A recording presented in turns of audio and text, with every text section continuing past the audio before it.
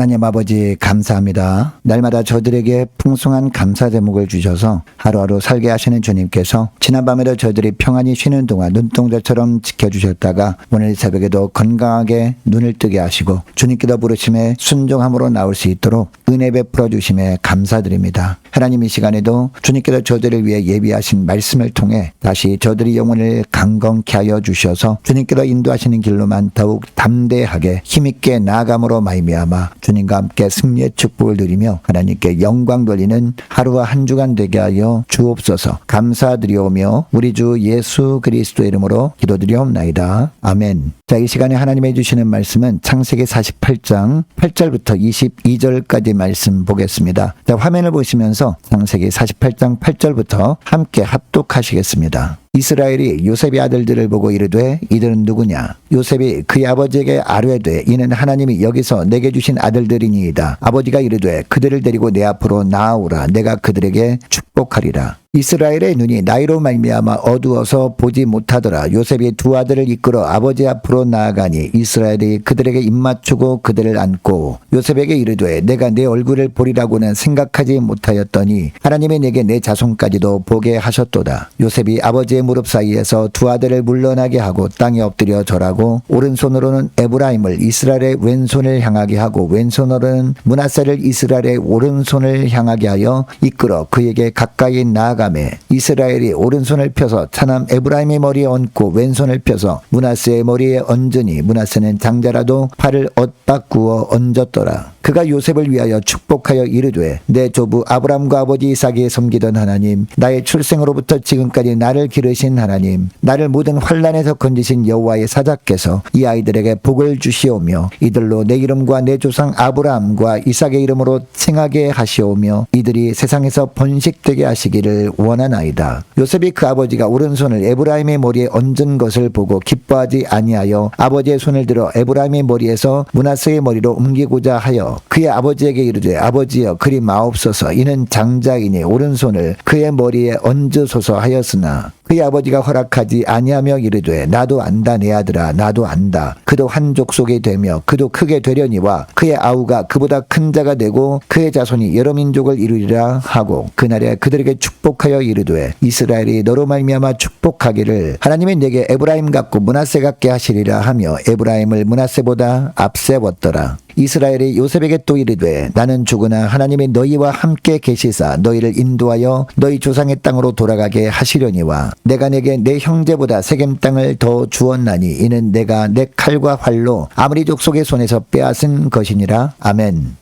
여러분, 안개가 자욱하게 낀 도로를 운전해서 갈 때 한 치 앞도 잘 보이지 않습니다. 이때 본능적으로 앞차의 불빛을 의지해서 천천히 따라가게 되는데 그 앞차의 불빛 하나가 얼마나 든든한지 모릅니다. 여러분, 우리의 인생도 이와 같습니다. 우리는 내일 무슨 일이 일어날지 알지 못합니다. 당장 이번 한 주간 어떤 일들이 우리를 기다리고 있는지조차 알 수 없습니다. 어떤 분은 직장에서, 또 어떤 분은 가정에서, 또 어떤 분은 건강의 문제 앞에서 막막한 안개 속을 걸어가고 있는지 모릅니다. 이런 우리에게 정말로 필요한 것은요, 단순히 길을 아는 사람이 아닙니다. 우리가 가야 할 미래를 다 알고 계실 뿐만 아니라 그 가운데 가장 좋은 길로 우리를 친히 이끌어주시는 참된 인도자입니다. 감사하게도 우리에게는 그런 인도자가 계십니다. 우리의 알 수 없는 미래까지 다 아시고 가장 바른 길로 인도해 주시는 분, 바로 예수님이십니다. 예수님께서는 우리의 인도자가 되기 위해서 이 땅에 오셨고 십자가에 죽으시고 부활 승천하신 후에 성령을 보내주셨습니다. 여러분, 그렇다면 우리가 어떻게 하면 이 예수님께서 인도해 주시는 은혜를 날마다 누리며 살아갈 수 있을까요? 첫째로 주님의 뜻을 분별하고 순종하는 겁니다. 오늘 본문에 보면 야곱은 인생의 마지막을 앞두고 있었습니다. 8절을 보면 야곱은 요셉의 두 아들 므낫세와 에브라임을 보고 이들은 누구냐라고 묻습니다. 세상을 떠날 때가 가까워져서 눈이 어두워졌기 때문에 육신의 눈으로는 잘 보지 못했던 겁니다. 그러나 야곱은 비록 육신의 눈은 어두워졌지만 영의 눈은 오히려 더 밝아진 가운데 있었습니다.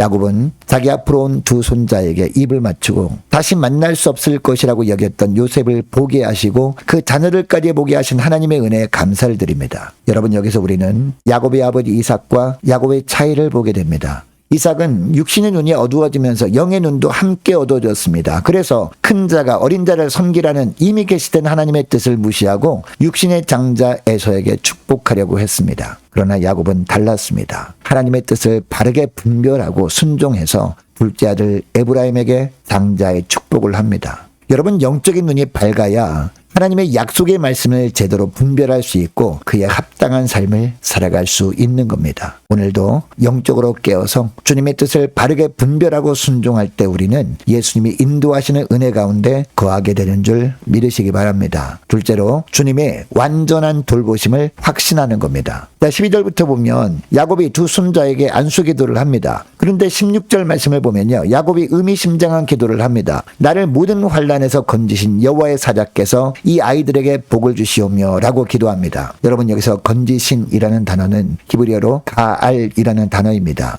속량하다, 구속하다, 기업을 모르다 라는 의미의 단어입니다. 여러분, 구약시대에는 고엘 제도가 있었습니다. 레위기 25장에 나오는 이 제도는 어떤 사람이 빚을 지거나 노예가 되었을 때 가장 가까운 친족이 대신 값을 지불하고 풀어주는 그런 규정이었습니다. 그런데 야곱에게는 그런 친족이 없었습니다. 형 에서는 두려움의 대상이었습니다. 그리고 외삼촌 라반은 그를 이용하려고만 했습니다. 결국 야곱은 모든 환난에서 자기를 지키시고 건지신 분은 오직 하나님 한 분뿐이었음을 고백하고 있습니다. 여러분, 당시 관습으로는 장자가 더 큰 축복을 받는 것이 당연했습니다. 그러나 하나님은 신분과 조건을 따지지 않으셨습니다. 하남 에브라임의 자손이 더 크게 될 것을 아시고 그를 더 크게 축복하게 하셨고 실제로 이스라엘 역사는 야곱의 기도 그대로 이루어집니다. 여러분, 만일 하나님이 우리의 신분과 조건을 따지시는 분이라면 우리는 그 기준을 태우려고 매일 불안과 염려 속에 살 수밖에 없을 겁니다. 그러나 마태복음 9장을 보면요, 예수님은 목자 없는 양처럼 고통당하는 무리를 불쌍히 여기십니다. 부활하신 예수님은 오늘도 우리의 참 목자가 되셔서 인간적인 조건과 처지에 상관없이 우리를 찾아오셔서 우리를 돌보십니다.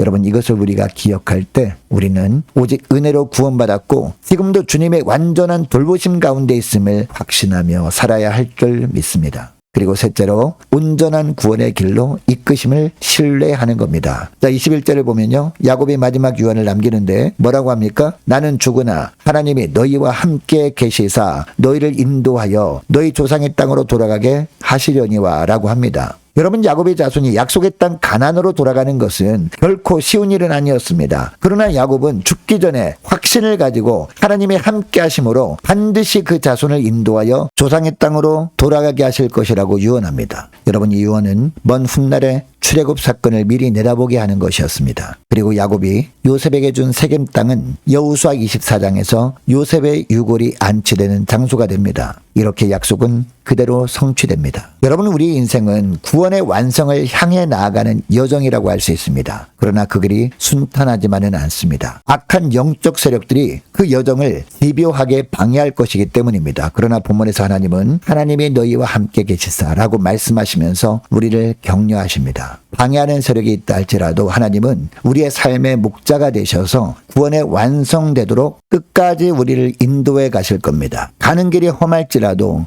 목자 되신 하나님이 우리의 인생의 주인이 되어주셔서 결국 우리가 가야 할 목적지 온전한 구원의 완성인 천국까지 안전하게 도착하게 하실 줄 믿습니다.